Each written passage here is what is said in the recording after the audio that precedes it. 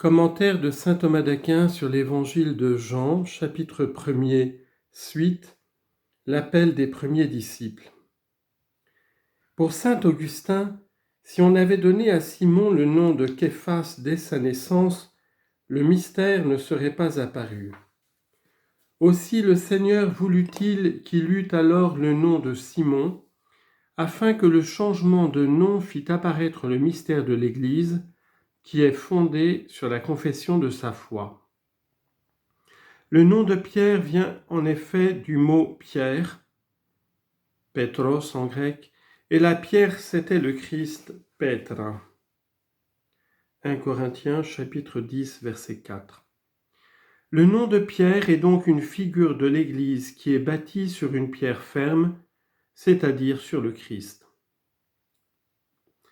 Une seconde question se pose.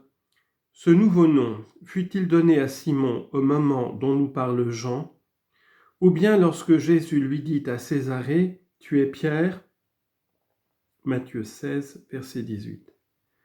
À cela, saint Augustin répond que ce nom fut donné à Simon au moment dont parle Jean. En lui disant à Césarée, « Tu es Pierre », le Seigneur ne lui donne pas son nom, mais il lui rappelle qu'il le lui a donné en utilisant ce nom comme déjà donné. Cependant, pour d'autres, ce nom fut donné à Simon lorsque le Seigneur lui dit « Tu es Pierre, et sur cette pierre je bâtirai mon Église ». Ici, au moment de la vocation de Pierre, Jésus ne lui donne pas ce nom, mais fait seulement connaître à l'avance qu'il lui sera donné par la suite. Une troisième question concerne la vocation de Pierre et d'André. Ici, l'évangéliste dit qu'ils furent appelés par le Christ sur les bords du Jourdain et qu'ils étaient disciples de Jean. Or, Matthieu dit que le Christ les appela sur les bords de la mer de Galilée. À cela, il faut répondre qu'il y eut une triple vocation des apôtres. La première fut un appel à la connaissance ou à l'intimité du Christ et à la foi. C'est de cet appel qu'il s'agit ici. La seconde leur assigna à l'avance leur ministère, c'est l'appel dont parle Luc. « Désormais, ce sont des hommes que tu prendras » Luc chapitre 5, verset 10. La troisième vocation, celle que rapporte Matthieu, fut un appel à l'apostolat. Et aussitôt, laissant là leur filet, ils le suivirent. Matthieu chapitre 4, verset 20. Cette vocation fut parfaite, car après cela, les apôtres ne retournèrent pas à ce qui leur était propre. Le fruit de la prédication du Christ, vocation de Philippe et de Nathanaël. Après avoir exposé le fruit de la prédication de Jean-Baptiste et de son disciple, l'évangéliste manifeste le fruit de la prédication du Christ. Il rapporte d'abord la conversion d'un disciple grâce à la prédication du Christ, ensuite la conversion des autres grâce à la prédication du disciple converti au Christ. À ce propos, l'évangéliste considère trois choses. En premier lieu, il expose l'occasion de l'appel du disciple, ensuite l'appel lui-même, enfin sa condition. Le lendemain, Jésus voulant partir pour la Galilée. L'occasion de l'appel fut le départ de Jésus de la Judée. C'est pourquoi l'évangéliste dit « voulant partir de la Judée pour la Galilée ». On peut donner trois raisons à ce départ de Jésus pour la Galilée, dont deux sont littérales. La première, c'est que, après avoir été baptisé par Jean, Jésus, voulant rendre honneur au Baptiste, partit pour la Galilée, se retirant de Judée, pour ne pas le gêner par sa présence ni amoindrir l'autorité de maître de Jean, tant que celui-ci devait l'exercer. Le Seigneur nous enseigne par là à nous prévenir d'honneur les uns les autres, comme saint Paul le recommande. Romains chapitre 12, verset 10. La seconde raison du départ de Jésus est l'absence en Galilée de personnalités remarquables. « Cherche bien, disent les pharisiens à Nicodème, et tu verras que de Galilée il ne se lève pas de prophète. » Jean chapitre 7, verset 52. Jésus voulut donc partir pour ce pays et y choisir les princes de toute la terre. Psaume 44, verset 17. qui sont plus grands que les prophètes, et par ce choix manifester sa puissance.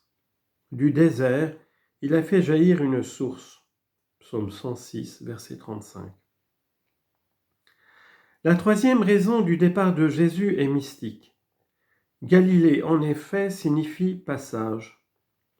Jésus voulut donc partir de Judée en Galilée pour faire comprendre que le lendemain, c'est-à-dire au jour de la grâce, au jour de l'Évangile, il partirait de Judée pour la Galilée, c'est-à-dire pour sauver les nations. Citation, « Ira-t-il vers ceux qui sont dispersés parmi les nations ?» Jean chapitre 7, verset 35. Il trouve Philippe et lui dit « Suis-moi ». L'appel de Jésus aux disciples est donc un appel à le suivre. Remarquons que tantôt l'homme trouve Dieu, mais comme inconnu, qui m'aura trouvé trouvera la vie et obtiendra son salut du Seigneur. Proverbe chapitre 8, verset 35. Tantôt c'est Dieu qui trouve l'homme, mais pour le mettre en évidence et le rendre grand. J'ai trouvé David mon serviteur. Psaume 88, verset 21. C'est ainsi que le Christ trouve Philippe pour l'appeler à la foi et à la grâce, et c'est pourquoi il dit aussitôt « Suis-moi ». On peut se demander pourquoi Jésus n'a pas appelé ses disciples dès le début.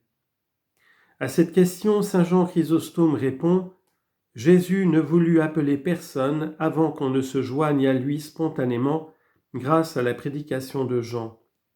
Les hommes, en effet, sont plus attirés par l'exemple que par les paroles. »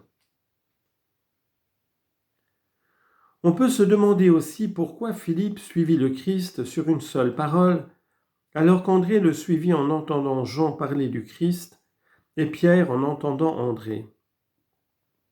À cette question, on peut donner 3 réponses. Voici la première. Philippe suivit Jésus aussitôt parce qu'il avait déjà été instruit par Jean. En effet, selon une explication donnée plus haut, cet autre qui avec André avait suivi le Christ était Philippe. La seconde raison, c'est que la voix du Christ avait la puissance non seulement d'attirer extérieurement, mais encore de mouvoir intérieurement le cœur. Les paroles ne sont-elles pas comme un feu ? Jérémie chapitre 23, verset 29. La voix du Christ, en effet, ne s'adressait pas seulement au sens, mais enflammait de son amour le cœur des fidèles. La troisième raison est que peut-être Philippe avait déjà été instruit au sujet du Christ par André et Pierre, car tous 3 étaient de la même ville. L'évangéliste semble l'indiquer par les paroles qu'il ajoute « Philippe était de Bethsaïde ». Philippe était de Bethsaïde, la ville d'André et de Pierre. Par ces mots, Jean exprime la condition du disciple appelé. Cela s'accorde avec le mystère de sa vocation, car Bethsaïde signifie demeure des chasseurs, ce qui montre de quel esprit étaient animés Philippe, Pierre et André.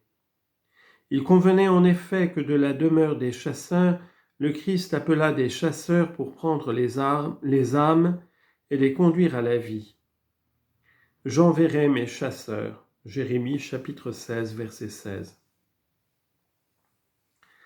L'évangéliste expose maintenant le fruit produit par le disciple converti au Christ.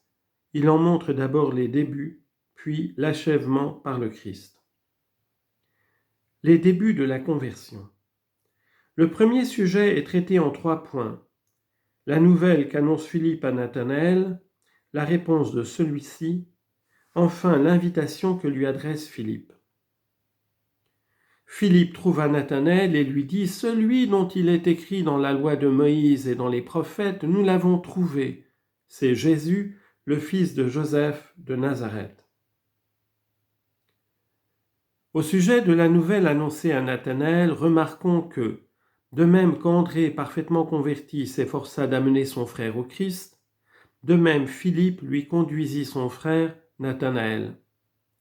C'est pourquoi Jean dit « Philippe trouva Nathanaël, qu'il cherchait peut-être ». Nathanaël signifie « don de Dieu ». Or, la conversion de quelqu'un au Christ est bien un don de Dieu. Philippe annonce à Nathanaël, celui dont il est écrit dans la loi de Moïse et dans les prophètes, nous l'avons trouvé, c'est Jésus. Ces paroles montrent que Nathanaël connaissait parfaitement la loi et que Philippe, qui le savait et qui lui-même était déjà instruit au sujet du Christ, voulut conduire Nathanaël au Christ à partir de ce que Nathanaël connaissait, c'est-à-dire la loi et les prophètes.